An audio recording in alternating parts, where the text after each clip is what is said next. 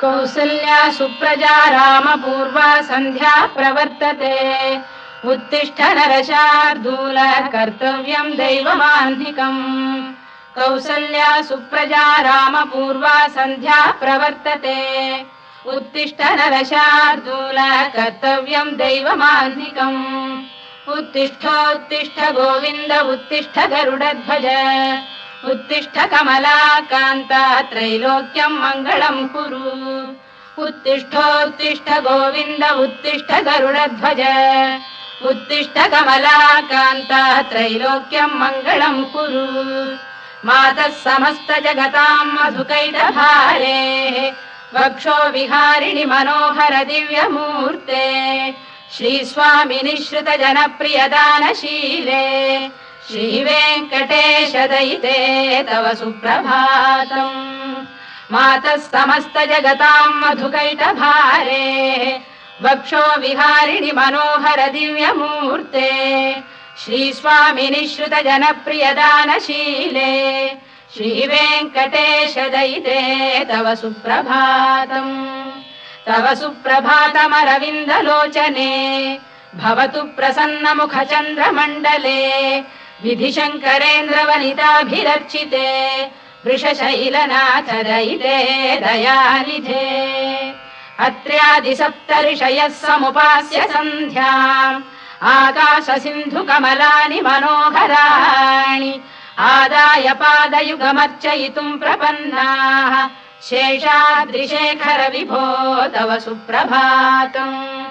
पञ्चाननाब्ज भव षण्मुखवासवाद्याः त्रैविक्रमादिचरितं विबुधास्तुवन्ति भाषापतिः पठति वासरशुद्धिमारात् शेषाद्रिशेखर विभो तव सुप्रभातम्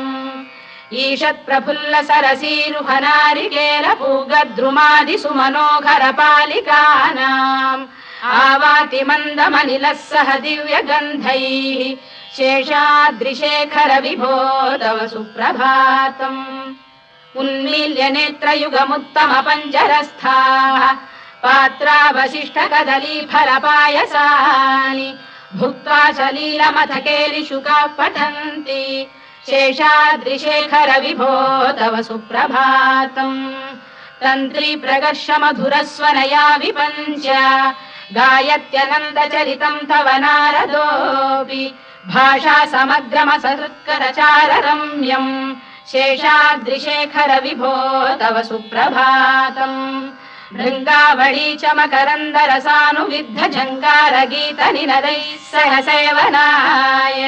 गिर्यात्युपान्त सरसी कमलोदरेभ्यः शेषाद्रिशेखर विभो तव सुप्रभातम् योषा गणेन वरदध्नि विमथ्यमाने घोषालयेषु दधिमन्थन तीव्र घोषाः रोषात् कलिं विदधते ककुभश्च कुम्भाः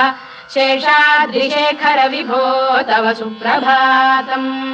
पद्मेश मित्र शतपत्र गतालिवर्गाः हर्तुं श्रियं कुवलयस्य निजाङ्गलक्ष्म्या भेरी निनादमिव बिभ्रति तीव्रनादम् शेषाद्रिशेखर विभो तव सुप्रभातम् श्रीमन्नभीष्टवरदाखिल लोकबन्धो श्री श्रीनिवास जगदेक दयैक सिन्धो श्रीदेवतागृह भुजान्तल दिव्यमूर्ते श्रीवेङ्कटाचलपते तव सुप्रभातम् श्रीमन्नभीष्टवरदाखिल लोकबन्धो श्री श्रीनिवास जगदेक दयैक सिन्धो श्रीदेवतागृह भुजान्तर दिव्यमूर्ते श्रीवेङ्कटाचलपते तव सुप्रभातम् श्रीस्वामि पुष्करिणिकाप्लव निर्मलाङ्गाः श्रेयोर्थिनो हर विरिञ्च सनन्दनाद्याः द्वारे वसन्ति वरवेत्र हतोत्तमाङ्गाः श्रीवेङ्कटाचलपते तव सुप्रभातम्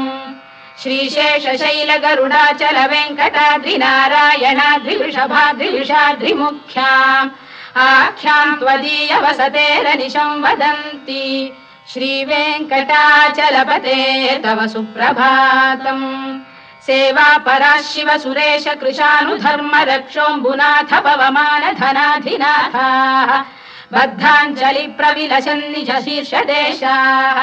श्रीवेङ्कटाचलपते तव सुप्रभातम् घाटीषु देवि खगराज मृगाधिराज नागाधिराज गजराज हयाधिराजाः स्वस्वाधिकार महिमाधिकार